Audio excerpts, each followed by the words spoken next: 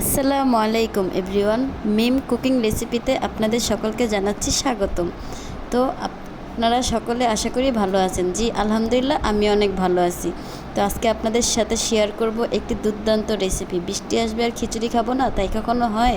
এখানে অনেক মজাদার একটি খিচুড়ি রান্না করছি আজকে, তো সেটাই আপনাদের কাছে শেয়ার করব। প্লিজ আমার চ্যানেলটি সাবস্ক্রাইব করুন, পাশে থাকা বেল আইকনটি বাজিয়ে দিন আমার নিত্য নতুন ভিডিওগুলো পেতে। আমার পাশে থাকুন, ধন্যবাদ। চলুন আজকে আমরা মূল রেসিপিতে চলে যাই।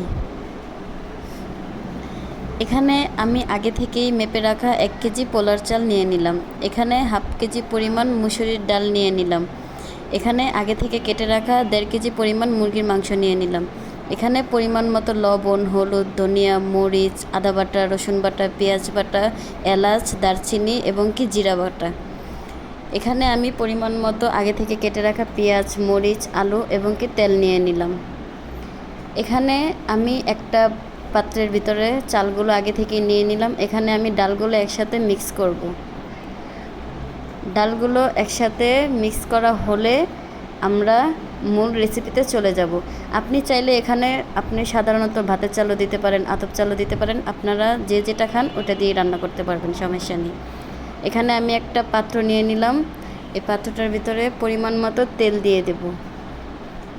তেল দেওয়ার পর এখানে আমি আগে থেকে রেখে দেওয়া দারচিনি আর এলাচগুলো দিয়ে দিলাম। এখানে আগে থেকে কেটে রাখা পেঁয়াজ কুচিটা দিয়ে দিলাম। দিয়ে সুন্দর করে নেড়ে নেব। নাড়া হলে এখানে আমি পাত্রে 1 পাতিলা পানি বসিয়েছি। গরম পানি ছাড়া তো আর খিচুড়ি হবে না, আপনারা চাইলে ঠান্ডা পানিও দিতে পারেন। এখানে আমার পেঁয়াজটা ভাজা হয়ে গেছে। এখানে আদা বাটা, রসুন বাটা এবং পেঁয়াজ বাটাটা একসাথে দিয়ে ভালো করে নেড়ে নেব। হালকা একটু ভাজা হলে এখানে হলুদ, মরিচ, ধনিয়া এবং লবণ আগে থেকে রেখে দিয়েছি সেটা দেব। দিয়ে সুন্দর করে নেড়ে নেব। হালকা একটু নেড়ে তেলের ভিতরে তারপরে পরিমাণ মতো হালকা একটু পানি দেব কষানোর জন্য। কষানো হয়ে গেলে এখানে আগে থেকে কেটে রাখা আলুর টুকরোগুলো দিয়ে দেব। দিয়ে সুন্দর করে নেড়ে নেব। এখানে হালকা একটু ঢেকে দিতে হবে। আর একটু নেড়ে এখানে আপনার পরিমাণ মতো আগে থেকে কেটে রাখা মুরগির মাংসগুলো আমি একসাথে মিশিয়ে নেব। মুরগির মাংসগুলো দিয়ে একটু ভালো করে নাড়তে হবে।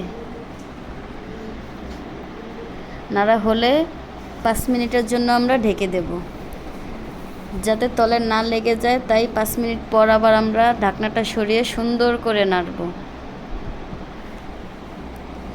নাড়া হলে এখানে আমি চাল ডালগুলো ধুয়ে নিয়েছি, সেগুলো দিয়ে হালকা করে নেড়ে দেব। নাড়া হলে এখানে আমি গরম পানি দিয়ে দেব পরিমাণ মতো। আমার এখানে 1 কেজি চাল, আধা কেজি মসুর ডাল ছিল, তো এখানে 1.5 কেজি জিনিস, তো আপনি 3 কেজি পরিমাণ পানি দিবেন যদি ভুনা খিচুড়ি রান্না করতে চান। এখানে আমি একে একে কাঁচামরিচ, আগে থেকে ভেজে রাখা জিরার গুঁড়ো আর টেস্টি সল্ট দিয়ে দেব। দিয়ে সুন্দর করে নেড়ে নেব। নাড়া হয়ে গেলে যতক্ষণ অবধি না বলক উঠতেছে আমরা ঢেকে দেব। ঢাকার পর 5 মিনিট পর আমরা ঢাকনাটা তুলে একটা নাড়া দিয়ে দেব। আমার খিচুড়িটা দেখতেই পারতেছেন আপনারা, হালকা হালকা হয়ে আসছে। তো এটাকে আরও 10 মিনিট আমরা দমে বসিয়ে দেব। 10 মিনিট পর দেখেন কত সুন্দর একটা কালার হয়েছে খিচুড়িটার, কত সুন্দর লাগতেছে দেখতে। এটা যেমনই ঝরঝরা হয়েছে তেমনই খেতে খুবই টেস্টি হয়েছে। তো এখানে আমরা নেড়ে নিলাম। আমাদের খিচুড়িটা রান্না পারফেক্ট। এখানে আমাদের রান্না শেষ। তো আমাদের পাশে এতক্ষণ থাকার জন্য ধন্যবাদ। আজকে আমার এটা ফার্স্ট ভিডিও। প্লিজ সবাই আমার সাথে থাকবেন, আমার ভিডিওগুলো দেখবেন। আরও নিত্য নতুন ভিডিও দেখতে আমার চ্যানেলটা সাবস্ক্রাইব করুন, পাশে থাকা বেল আইকনটি বাজিয়ে দিন। আর এখানে কত সুন্দর একটা ইয়ামি খিচুড়ি হয়েছে। তো খেতে হলে সবাই ঘরে ট্রাই করুন। ধন্যবাদ।